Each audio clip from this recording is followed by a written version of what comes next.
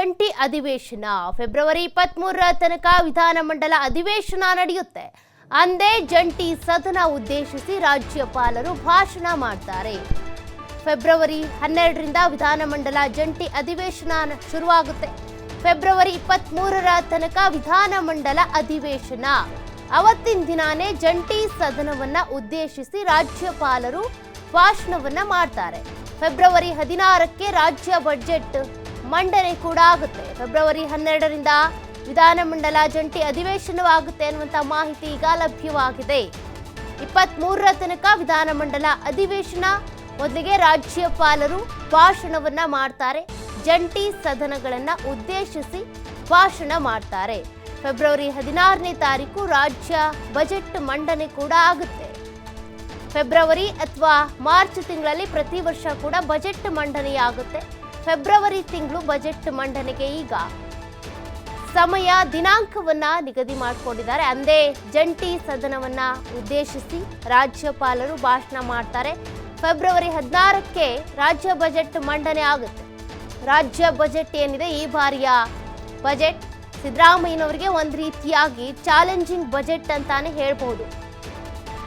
BJP ಸರ್ಕಾರ ಇತ್ತು ಕಳೆದ ಬಾರಿ, ಈಗ ಕಾಂಗ್ರೆಸ್ ಅಧಿಕಾರದಲ್ಲಿದೆ. ರಾಜ್ಯ ಬಜೆಟ್ನಲ್ಲಿ ಏನೆಲ್ಲ ಲಾಭಗಳು, ರಾಜ್ಯಕ್ಕೆ ಸಿಗುವಂಥ ಗಿಫ್ಟ್ಗಳೇನು, ಏನು ಬಂಪರ್ ಆಫರ್ ಕೊಡ್ತಾರೆ, ಏನೆಲ್ಲ ಯೋಜನೆಗಳನ್ನ ತರ್ತಾರೆ, ಸಾಕಷ್ಟು ಬಜೆಟ್ ಕುತೂಹಲವನ್ನು ಕೆರಳಿಸ್ತಾ ಇದೆ. ಫೆಬ್ರವರಿ 16ನೇ ತಾರೀಕು ರಾಜ್ಯ ಬಜೆಟನ್ನು ಮಂಡನೆ ಮಾಡಲಾಗುತ್ತೆ. ಏನೆಲ್ಲ ಇರುತ್ತೆ ಬಜೆಟ್ನಲ್ಲಿ ಅನ್ನೋದು ನಿಜಕ್ಕೂ ಕೂಡ ಕುತೂಹಲ. ತಾವರ್ ಚಂದ್ ಗೆಹ್ಲೋಟ್ ಏನಿದ್ದಾರೆ, ಅವರು ಜಂಟಿ ಸದನವನ್ನ ಉದ್ದೇಶಿಸಿ ಅವತ್ತಿನ ದಿನ ಮಾತನಾಡ್ತಾರೆ. ಹಾಗಾಗಿ ಈಗ ಒಂದ್ ಕಡೆ ಜಂಟಿ ಅಧಿವೇಶನ, ಮತ್ತೊಂದು ಕಡೆ ರಾಜ್ಯ ಬಜೆಟ್ ಎರಡೂ ಕೂಡ ನಡೆಯೋದ್ರ ಬಗ್ಗೆ ಮಾಹಿತಿ ಲಭ್ಯವಾಗಿದೆ. ಈ ಬಗ್ಗೆ ಮಾಹಿತಿಯನ್ನ ಕೊಡ್ತಾ ಹೋಗ್ತಾರೆ ನಮ್ಮ ಪ್ರತಿನಿಧಿ ರಾಕೇಶ್ ಫೋನ್ ಸಂಪರ್ಕದಲ್ಲಿದ್ದಾರೆ. ರಾಕೇಶ್, ಒಂದ್ ಕಡೆ ಜಂಟಿ ಅಧಿವೇಶನ, ಮತ್ತೊಂದು ಕಡೆ ರಾಜ್ಯ ಬಜೆಟ್ ಮಂಡನೆ ಮಾಡೋದು, ಇದೆರಡೂ ಮಾಹಿತಿಗಳು ಕೂಡ ನಿಜಕ್ಕೂ ರಾಜ್ಯಕ್ಕೆ ಒಂದು ರೀತಿಯಾಗಿ ಬಂಪರ್ ಅಂತಾನೆ ಹೇಳ್ಬೋದು. ರಾಜ್ಯ ಬಜೆಟ್ ಬಗ್ಗೆ ಮತ್ತೆ ಜಂಟಿ ಅಧಿವೇಶನ ಇದೆರಡರ ಬಗ್ಗೆನೂ ಮಾಹಿತಿ ಕೊಡೋದಾದ್ರೆ. ಸೌಖ್ಯ, ಜಂಟಿ ಅಧಿವೇಶನಕ್ಕೆ ದಿನಾಂಕ ನಿಗದಿಯಾಗಿದ್ದು ಫೆಬ್ರವರಿ 13ರಿಂದ ರಾಜ್ಯ ಜಂಟಿ ಅಧಿವೇಶನ ನಡೆಸೋದಕ್ಕೆ ಸರ್ಕಾರ ನಿರ್ಧಾರವನ್ನು ಮಾಡಿಕೊಂಡಿದೆ. 16ಕ್ಕೆ ರಾಜ್ಯ ಬಜೆಟ್ ಮಂಡನೆ ಮಾಡೋದಕ್ಕೆ ಕೂಡ ದಿನಾಂಕ ನಿಗದಿಯಾಗಿದೆ.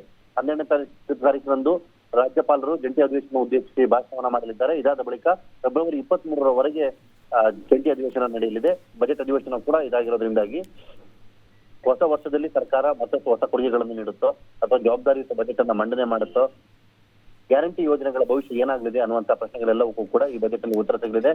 ಮಾಹಿತಿಗಳ ಪ್ರಕಾರ ಬ್ಯಾಲೆನ್ಸ್ ಆಗಿರುವಂತಹ ಬಜೆಟ್ ಅನ್ನ ಈ ಬಾರಿ ಮುಖ್ಯಮಂತ್ರಿಗಳು ಮಂಡನೆ ಮಾಡಲಿದ್ದಾರೆ. ಗ್ಯಾರಂಟಿಗಳನ್ನ ಉಳಿಸಿಕೊಂಡು ಹೋಗುವುದರ ಜೊತೆಗೆ ಹೊಸದಾಗಿ ಯಾವುದೇ ಸಂಕಷ್ಟಗಳಿಗೆ ಎಡೆ ಮಾಡಿಕೊಡದ ರೀತಿಯಲ್ಲಿ ಲೋಕಸಭಾ ಚುನಾವಣೆಯನ್ನು ಗಮನದಲ್ಲಿಟ್ಟುಕೊಂಡು ಹೊಸದಾದ ಯೋಜನೆಗಳನ್ನ ಸರ್ಕಾರಕ್ಕೆ ತೂಕವಾಗದ ರೀತಿಯಲ್ಲಿ ಅನುಷ್ಠಾನ ಮಾಡುವುದರ ಕುರಿತು ಚರ್ಚೆಯನ್ನು ನಡೆಸಲಾಗಿದೆ.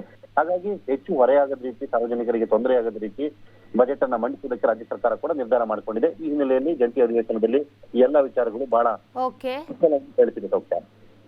ಓಕೆ, ಥ್ಯಾಂಕ್ ಯು ರಾಕೇಶ್ ನಿಮ್ಮೆಲ್ಲ ಡೀಟೇಲ್ಸ್ಗೆ.